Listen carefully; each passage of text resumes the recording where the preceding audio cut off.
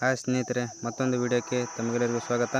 ಗೃಹಲಕ್ಷ್ಮಿ 11ನೇ ಕಂತಿನ ಹಣ ಯಾವಾಗ ಜಮಾ ಆಗುತ್ತೆ ಎಂಬುದು ಈ ವಿಡಿಯೋದಲ್ಲಿ ಸಂಪೂರ್ಣ ಮಾಹಿತಿಯನ್ನು ತಿಳಿಯೋಣ.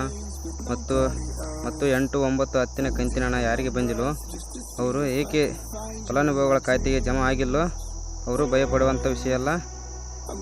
ಯಾವಾಗ ಜಮಾ ಆಗುತ್ತದೆ ಎಂದು ಈ ವಿಡಿಯೋದಲ್ಲಿ ಸಂಪೂರ್ಣ ಮಾಹಿತಿಯನ್ನು ನೀಡುತ್ತೇನೆ. ವಿಡಿಯೋ ಶುರು ಮಾಡುವ ಮೊದಲು ಯಾರು ನಮ್ಮ ಚಾನಲ್ಗೆ ಹೊಸಬರಾಗಿದ್ದರೂ ಅವರು ದಯವಿಟ್ಟು ನಮ್ಮ ಚಾನಲನ್ನು ಸಬ್ಸ್ಕ್ರೈಬ್ ಮಾಡಿಕೊಳ್ಳಿ ಮತ್ತು ಪಕ್ಕದಲ್ಲಿರುವ ಬೆಲ್ ಐಕಾನನ್ನು ಹಾಲಲ್ಲಿ ಇಟ್ಟುಕೊಳ್ಳಿ ಮತ್ತು ತಪ್ಪದೇ ಒಂದು ಲೈಕ್ ಮಾಡಿ. ಬನ್ನಿ ವಿಡಿಯೋನ ಶುರು ಮಾಡೋಣ. 11ನೇ ಕಂತಿನ ಹಣ ಯಾವಾಗ ಜಮಾ ಆಗುತ್ತೆ ಅಂದರೆ ಏಪ್ರಿಲ್ನ ಮೊದಲನೇ ವಾರದಲ್ಲಿ 11ನೇ ಕಂತಿನ ಹಣ ಫಲಾನುಭವಿಗಳ ಖಾತೆಗೆ ಬಂದು ಸೇರಲಿದೆ ಎಂದು ಸ್ಟೇಟ್ಮೆಂಟ್ ಕೊಟ್ಟ ಲಕ್ಷ್ಮೀ ಹೆಬ್ಬಾಳ್ಕರ್ ಅವರು. ಮತ್ತು 8 ಮತ್ತು 9ನೇ 10ನೇ ಕಂತಿನ ಹಣ ಯಾರಿಗೆ ಬಂದಿಲ್ಲವೋ ಅವರು ಭಯಪಡುವಂಥ ವಿಷಯವಲ್ಲ.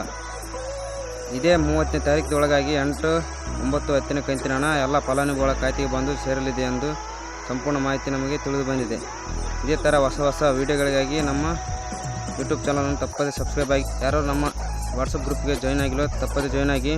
ಈ ವಾಟ್ಸಪ್ ಗ್ರೂಪ್ನಲ್ಲಿ ಹಲವಾರು ಹೊಸ ಮಾಹಿತಿಗಳು ಮತ್ತು ಸರ್ಕಾರಿ ಕೆಲಸ ಹಾಗೂ ಖಾಸಗಿ ಸಂಸ್ಥೆ ಖಾಲಿ ಇರುವ ಹುದ್ದೆಗಳು ಹಾಗೂ ಹಲವಾರು ಮಾಹಿತಿಗಳನ್ನು ಕೊಂಡುಕೊಳ್ಳಲು ನಮ್ಮ ವಾಟ್ಸಪ್ ಗ್ರೂಪ್ ಮತ್ತು ಟೆಲಿಗ್ರಾಮ್ ಗ್ರೂಪ್ಗೆ ತಪ್ಪದೇ ಜಾಯ್ನ್ ಆಗಿ. ಮತ್ತು ಆ ದಿನನಿತ್ಯ ನಡೆಯುವ ಪ್ರಚಲಿತ ಘಟನೆಗಳ ಬಗ್ಗೆ ಮಾಹಿತಿಯನ್ನು ನಾವು ವಾಟ್ಸಪ್ ಗ್ರೂಪ್ನಲ್ಲಿ ಮತ್ತು ಟೆಲಿಗ್ರಾಮ್ ಗ್ರೂಪ್ನಲ್ಲಿ ಹಂಚಿಕೊಳ್ಳುತ್ತಿರ್ತೇವೆ.